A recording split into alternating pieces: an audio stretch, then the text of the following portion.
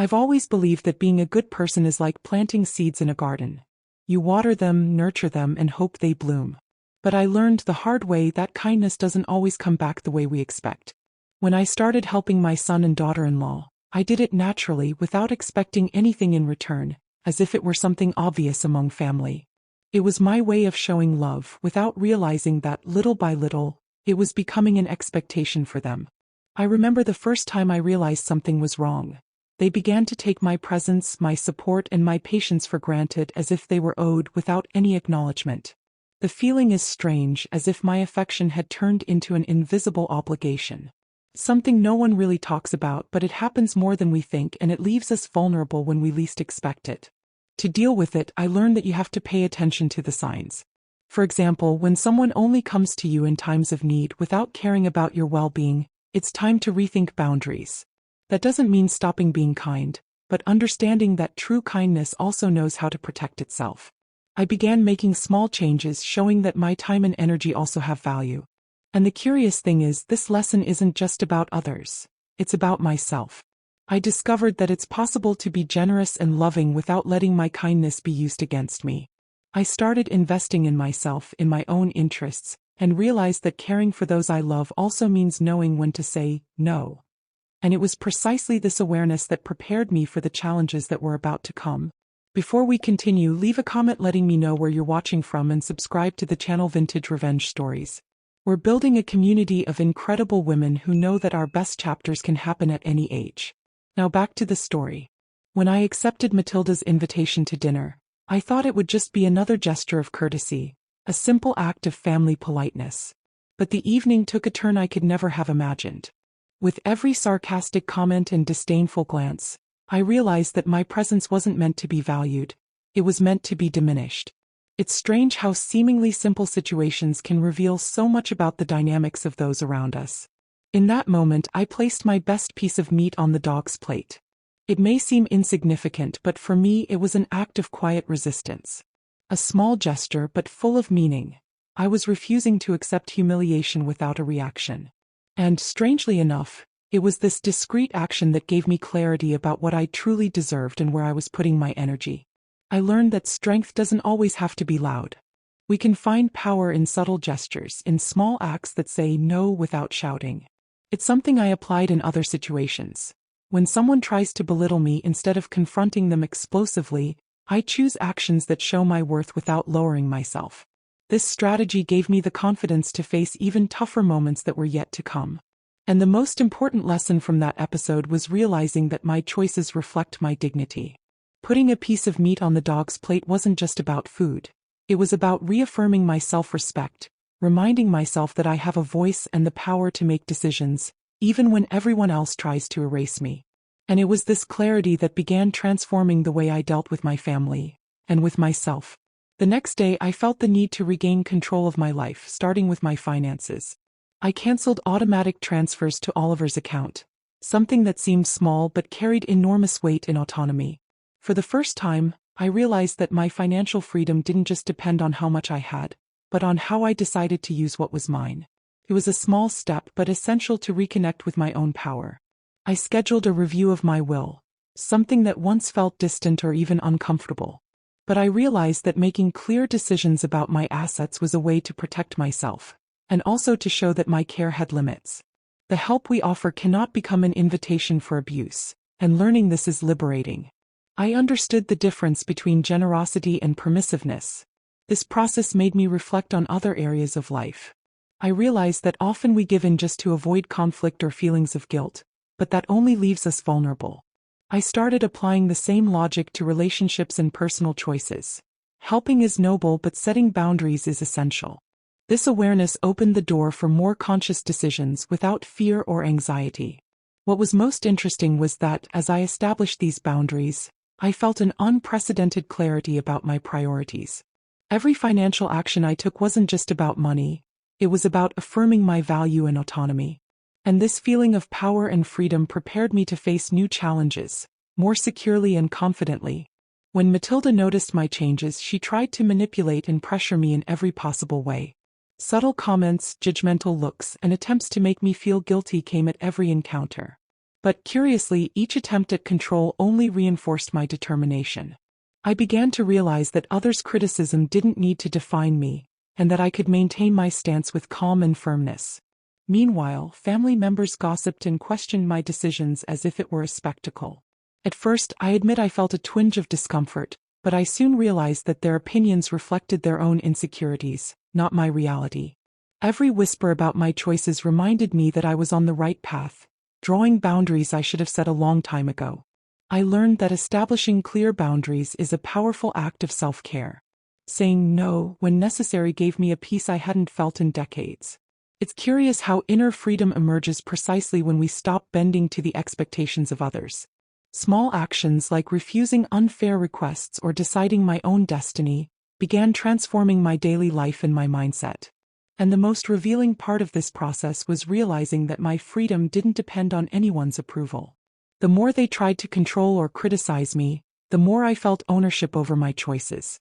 Every external resistance reinforced my inner strength, preparing me for even more decisive moments to come, showing that clear boundaries can be liberating. I began seeking spaces where my presence was purely for enjoyment, not obligation. I enrolled in pottery classes and discovered a simple joy in shaping clay with my own hands. Each piece became an expression of freedom and creativity, something I had never experienced before.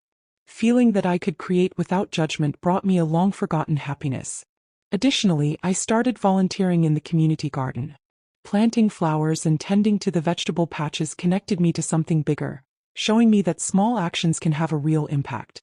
No one expected anything from me in that space, and it was precisely that lack of pressure that gave me the freedom to breathe. I learned that my energy also deserves to be directed to places that nurture me. Rebuilding my life began to include simple, yet transformative habits. I started reading books I had always wanted to, like The Power of Habit and Women Who Run with the Wolves, and reflecting on my choices without fear.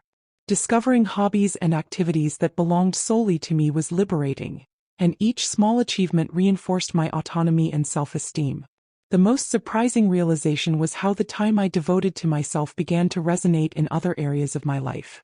Without interference, my thoughts became clearer, my decisions firmer, and my inner peace more present.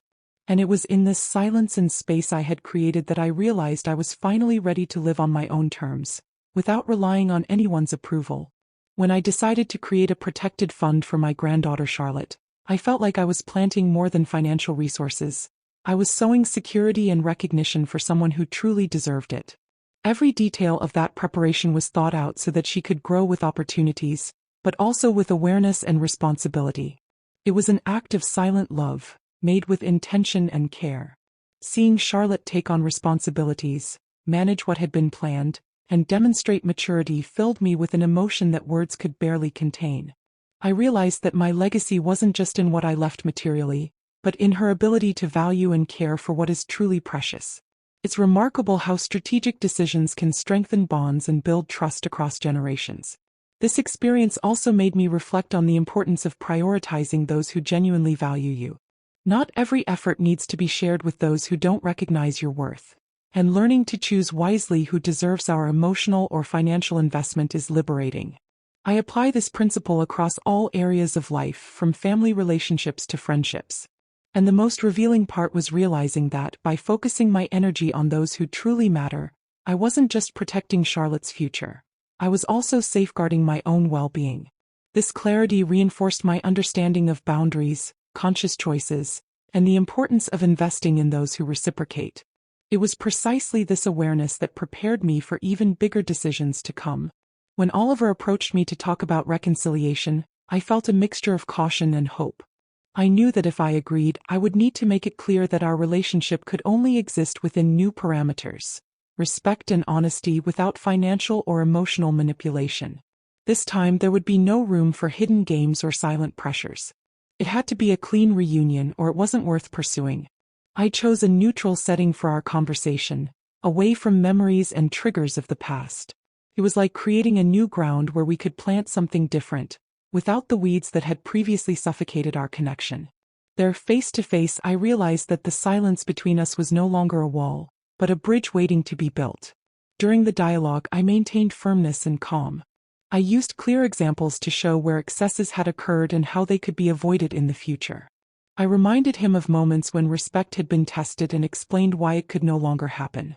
It wasn't a speech of accusation, but an invitation to a new way of relating, something that required mutual effort. And for the first time in a long while, I felt that he truly listened.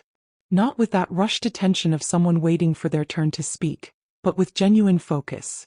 By the end, there was a sense that we could start over as long as each of us remained vigilant with our own boundaries. And the new foundation we created seemed to open the door to something that, until recently, I had thought impossible. The dinner incident stayed in my memory not because of embarrassment but because of what it taught me. It was in that moment that I realized that not every change comes from grand speeches or heated confrontations. Sometimes a simple act, like placing the best piece of meat on the dog's plate, is enough to flip an internal switch. Small gestures have a quiet power we often underestimate. I learned that dignity doesn't need applause or an audience. It stands on firm, consistent decisions repeated day after day even when no one is watching. It's like keeping a plant alive. Watering once isn't enough. Constant care makes it bloom. And just like tending to a plant, preserving one's dignity requires attention and discipline. I began to realize that these silent choices apply to other areas of life as well. For example, turning off the phone to avoid responding to a message that will spark conflict, choosing not to participate in a toxic conversation, or investing time in something that nourishes the mind and heart. These decisions, small in isolation, collectively create a new way of living. And the most curious thing was that, by adopting this approach, the dynamics with people around me began to change. No arguments, no shouting, just the strength of my stance. It was as if each gesture sparked a flame, transforming not only how I was treated, but also how I saw myself. And that spark, once ignited, would guide me to even more transformative decisions. Today, I understand that my value isn't in how much I give to others, but in how I choose to live my own life. For a long time, I confused generosity with obligation and ended up putting myself second. Now I know that respecting myself is the foundation for any healthy relationship. It's like putting on your oxygen mask first on an airplane. Without caring for myself, I can't truly help anyone else. My home has become a sanctuary. The walls feel quieter, not because of a lack of voices but because of the absence of tension. The energy has shifted. Each room carries a piece of my essence, not the weight of others' expectations. It's amazing how the peace of a physical space can directly reflect in the clarity of mind and heart we experience. With a clearer mind, I started making choices aligned with what truly matters. I replaced haste with presence, automatic yes with thoughtful responses. If someone asks something of me, I first ask, does this bring me closer or take me further from the life I want to live? This simple filter has become my compass for maintaining peace and coherence within myself. A lighter heart came naturally as a consequence. Without the constant weight of obligation, I feel room for genuine joy and true connections. I discovered that self-worth isn't selfish, it's essential. And boundaries don't push away the right people, they simply filter out the wrong ones. This discovery allowed me to see life with new eyes, ready to write the next chapters of my story. Choosing yourself isn't an act of selfishness, it's an act of emotional survival. For too long, I believed that giving in and pleasing others was the safest way to maintain relationships, but I found that it gradually erased me. Today, I understand that by putting myself first, I'm not taking anything away from anyone. I'm simply making sure I don't lose myself in the process. Setting boundaries has no age limit. I've seen people start at 20 and others at 70, and the result is always liberating. It's like redirecting the course of a river. At first it seems impossible, but with consistency, the water finds a new path. Life takes on a new color when we start saying no without guilt and yes with conviction. Other people's approval is fleeting, shifting with mood, convenience, or expectations. Self-respect, however, is solid, constant, and accompanies us wherever we go. When we prioritize our own value, we begin attracting situations and people that honor that standard. It's like tuning a radio. Suddenly, the static disappears and the music becomes clear. If you don't value yourself, no one else will. This is a simple yet powerful truth. Change begins the moment you decide not to settle for emotional crumbs or situations that diminish you. From that point on, every step becomes a silent affirmation that your life, your peace, and your self-respect are worth more than any fleeting approval. Share your thoughts in the comments. I want to hear your perspective. And if this story made you reflect, like the video and subscribe to the channel to follow more real, intense stories like this. Because in the end, every story is an opportunity to see life through new eyes.